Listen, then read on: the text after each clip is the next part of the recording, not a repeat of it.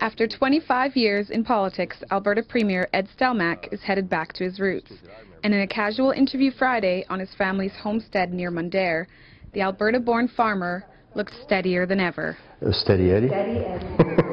During the interview, one of his last as Premier, he told the Edmonton Sun he's at peace with his January decision to step down as Tory leader.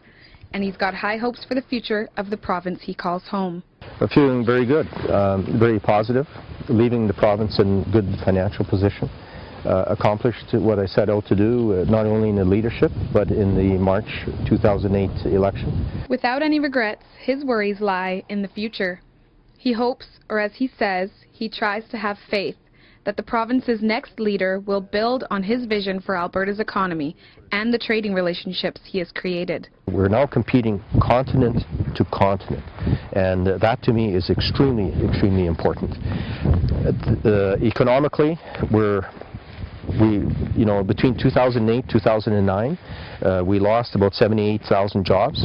We've not only recovered those jobs, but added another 11,000, so we're at about 89,000 jobs in Alberta. Though facing an uncertain future, he's content in the knowledge that during his term, his party fulfilled its commitments to the public, including the recent lockdown of a 20-year RCMP contract. One of the last commitments that we met, and that was during the leadership, I said would not disband the RCMP, that would remain the provincial police force, and so we signed a 20-year agreement today. So that is one of the last commitments that we met just before the bell rings. Stelmach seemed most at ease while strolling through his grandfather's original two-story homestead. Prompted by his surroundings, he related a story about the origin of his Ukrainian last name. Stelmach is Stel, meaning steel, and Mach, maker of steel.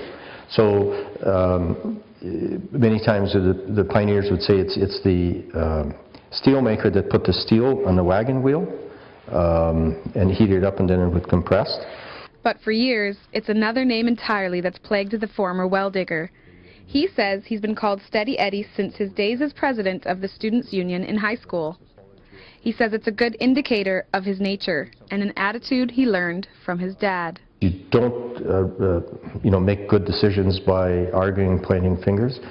I mean, you take a position, you articulate your position, but don't get, just take it easy. And certainly I had to bite my lip a number of times, but that's politics is all about. But in the end of the day, you built consensus and made the right decisions for the province.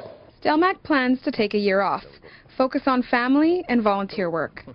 After that, he says, his future is as wide open as the Alberta prairies. Reporting for Sun News, I'm Angelique Rodrigues.